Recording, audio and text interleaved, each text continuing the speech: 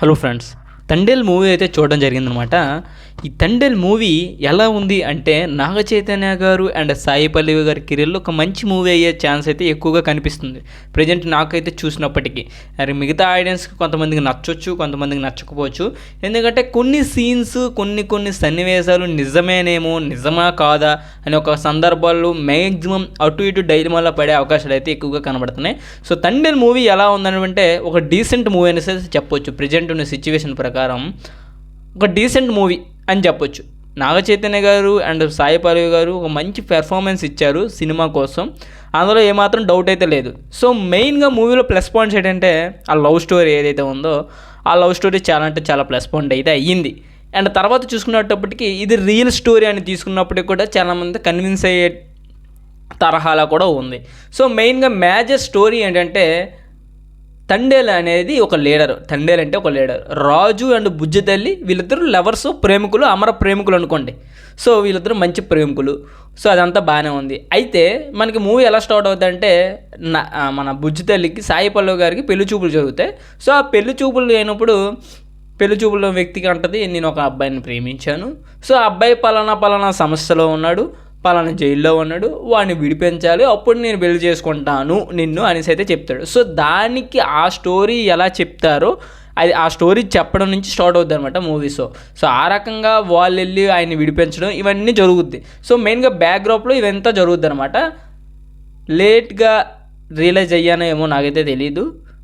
నాకైతే అనిపించింది కొన్ని సీన్స్ ఇది నిజంగా జరిగాయా అనేసి అయితే అనిపించింది. నార్మల్గా ఇది true incidents based on movie ఇది. సో మనకి శ్రీకాకుళం స్లాంగ్లో ఉంటుంది మొత్తం మూవీ కూడా. సో శ్రీకాకుళం స్లాంగు నాగ చైతన్య గారికి, సాయి పల్లవి గారికి బాగానే అనిపించింది. అండ్ తర్వాత కొంతమందికి డబ్బింగ్ అయితే కరెక్ట్గా సెట్ అవ్వలేదు అనిపించింది. ఎందుకంటే నేను ఒక శ్రీకాకుళంలోనే నాకు తెలిసి అంతగా కొంతమందికి ఆ యాస సెట్ అవ్వలేదేమో అనిపించింది. అబ్బా నాగ చైతన్య గారికి అంటే మన సాయి పల్లవి గారికి కూడా బాగానే ఉంది. వాళ్ళ వరకు అయితే వాళ్ళు న్యాయం చేశారు. కొన్ని క్యారెక్టర్స్ అయితే ఉన్నాయి, అవి అయితే సరిగ్గా ప్లే చేయలేకపోయాయి డబ్బింగ్ విషయంలో. మిగతాదంతా బాగానే ఉంది. ఇంకా ఆ స్లాంగ్ కూడా పెద్దగా ఏంటంటారంటే అంత ఉండదు స్లాంగ్, కాస్త కొద్దిగా ఎలాబరేట్ చేశారు. బట్ ఏంటే గుర్తుకొత్తనవేటే అంటారు, గుర్తుకొచ్చేత్తనవే అంటారు, ఆ రకంగా సెట్ అయిందనమాట. సో అది కొద్దిగా డిసప్పాయింట్ అయితే అనిపించింది. నార్మల్గా ఇలా మేము మాట్లాడుకోం కదా ఏంటి అలా అనేసి. బట్ ఓవరాల్గా చూస్తే శ్రీకాకుళం స్లాంగ్లో ఒక మంచి మూవీ వచ్చిందని కూడా చెప్పుకోవాలి. ఎందుకంటే శ్రీకాకుళము కోర్ ఎమోషన్ పట్టుకుని అయితే వీళ్ళు తీశారు.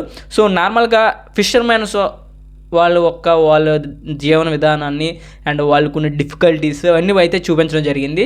సో ఫస్ట్ హాఫ్ అయితే చాలా డీసెంట్గా ఉంది, మంచి లవ్ స్టోరీతో మంచి డ్రామాతో అయితే కొనసాగుతుంది, చాలా బాగుంది.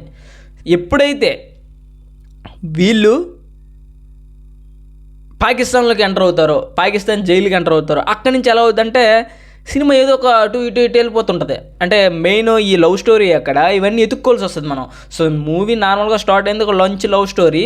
తర్వాత అప్పుడైతే అక్కడ వీళ్ళు అరెస్ట్ అవ్వడం, బోర్డర్లో వీళ్ళు దాటిపోవడం ఇవన్నీ జరుగుతున్నప్పుడు దేశభక్తి సవా అన్నీ వస్తుంటాయి అనమాట. కొద్దిగా అది ఏంటంటే ఫోర్స్గా ఎక్కేటట్టే అవకాశం ఉంది. అంటే జనరల్గా మనకు అనిపించదు అంత దేశభక్తి ఉందేమో అనేసి. సో అదైతే కాస్త డిసప్పాయింట్ అయింది. అండ్ ఓవరాల్గా చూసుకున్నట్టయితే బాగా అనిపించింది కొన్ని సీన్స్. అండ్ తర్వాత చూసుకున్నప్పటికీ చాలామందికి చాలా డౌట్ ఏంటంటే చాలామందికి అయితే ఉంది, శ్రీకాకుళంలో వీళ్ళు ఉన్నారు, వీళ్ళు పాకిస్తాన్కి ఎలా వెళ్తారు, శ్రీకాకుళం ఎక్కడ ఉంది, పాకిస్తాన్ ఎక్కడ ఉంది, ఆ బోర్డర్కి దీనికి సంబంధం ఏంటి అనేసి అయితే చాలామందికి డౌట్ రావచ్చు. సో ఈ మూవీలో ఎలా చూపిస్తారంటే శ్రీకాకుళం నుంచి గుజరాత్ వెళ్తారు వీళ్ళు. సో గుజరాత్ వెళ్ళి అక్కడిని 9 నెలలు వీళ్ళు సముద్రంలో ఉంటారు. సో ఇది చాలామంది శ్రీకాకుళం నుంచి గుజరాత్ వెళ్ళడం ఏంటి భయ్యా, అంత 2000 కిలోమీటర్లు అంత దూరం వెళ్ళి అంత పనే ఉందని అనుకోవచ్చు. సో నార్మల్ లైఫ్ స్టైల్లో శ్రీకాకుళం వాళ్ళు చాలామంది అక్కడ బోట్స్ బాగుంటాయి. గుజరాత్లో ఎక్కువ ఇది ఉంటుంది. అండ్ తర్వాత గుజరాత్లో ఎక్కువ ఫిషింగ్ అయితే అవుద్ది అనమాట, అంటే వీళ్ళకి. సో ఇక్కడి నుంచి కొంతమంది ఊళ్ళో జనాలు అయితే వెళ్ళిపోతారు. అది రియల్గా అయితే ఉంది, రియల్గా వెళ్ళే వాళ్ళు ఉన్నారు, నాకు చాలామంది తెలుసు కూడా. సో వీళ్ళు ఇక్కడి నుంచి ట్రైన్కి వెళ్ళిపోతారు, అక్కడి నుంచి గుజరాత్ వెళ్ళిపోతారు. వీళ్ళకి ఫోన్స్ కానీ ఏమీ ఉండవు అవైలబుల్గా. ఇలా 9 నెలలు ఆ సముద్రంలో ఉన్న చేపలు అవే తినడం తప్పించి వేరే ఇది కూడా ఉండదు. సో వీరికి అది తప్పకుండా రైట్. అది చాలామంది కన్వీనియన్స్గా లేదు, గుజరాత్ వెళ్ళడం ఏంటి, గుజరాత్ నుంచి అక్కడికి వెళ్ళడం అంటే అది కాదు, కన్వీనియన్స్గా లేదు. బట్ బోర్డర్ దాటడం అనేది ఆ సీన్ అయితే ఉన్నది బాగానే అనిపించింది. అండ్ అది రియల్ స్టోరీలో కూడా పెట్టారు. కాస్త మసాలాలు అయితే యాడ్ చేశారు పాకిస్తాన్కి వెళ్ళినప్పుడు. నిజంగా అలా ఉంటుంది అంటే జెండా కాల్చేయడం అని ఉంటుందేమో, అది మరి అలా అలా ఉందో లేదో నాకైతే తెలియదు, ఎందుకంటే నేను ట్రూగా చూడలేదు అండ్ ట్రూగా కూడా నాకు అంత తెలియదు ఆ స్టోరీ కోసం. బట్ ఇది రియల్ ఇన్సిడెంట్ అయితే జరిగింది. సో మెయిన్గా సెకండ్ హాఫ్ క్లైమాక్స్ కూడా బాగా అనిపిస్తుంది. క్లైమాక్స్లో కూడా కాస్త ఏడుపు అనే ఒక ఫీలింగ్ వస్తుంది. బట్ సాయి పల్లవి గారు అయితే మంచి యాక్టింగ్, కానీ మంచి మంచి మంచి కోర్ ఎమోషన్స్ అయితే పండించారు. బట్ ఎక్కువ శాతం ఏడుస్తున్నట్టయితే కనిపిస్తుంది, అది మనకు అమరా నుంచి అలవాటు అయిపోయింది అనుకుంటా. సో బాగా అనిపించింది. నాగ చైతన్య గారి పెర్ఫార్మెన్స్ అయితే చాలా అంటే చాలా బాగా అనిపించింది. డిఎస్పి గారి బ్యాక్గ్రౌండ్ మ్యూజిక్ అయితే అదిరిపోయిందని చెప్పాలి. కానీ ఒకటే ఏంటంటే నీకోసం ఆ మ్యూజిక్ ఎక్కువసార్లు రావడం కాస్త ఇరిటేటింగ్ కనిపించవచ్చు కొంతమందికి. అండ్ సినిమాటోగ్రఫీ అబ్సల్యూట్లీ చాలా అంటే చాలా బాగా అనిపించింది. నాకైతే చాలా బాగా అనిపించింది. రియల్గా ఫైట్ సీక్వెన్సెస్ కానీ, ఆ బోట్ సీక్వెన్సెస్ కానీ, సముద్రంలో సీక్వెన్సెస్ కానీ చాలా అంటే బాగా చూపించారు. నాకైతే బాగా అనిపించింది. అండ్ నాగ చైతన్య గారు అండ్ సాయి పల్లవి గారు ఒక మంచి హిట్ కొట్టారని చెప్పొచ్చు. చాలామందికి నచ్చుతుంది. వీడియో లైక్ అయితే చేసుకోండి. అండ్ తండేల్ మూవీ ఎవరికి ఎలా అనిపించో కింద తప్పకుండా కామెంట్ అయితే చేయండి. Thank you friends.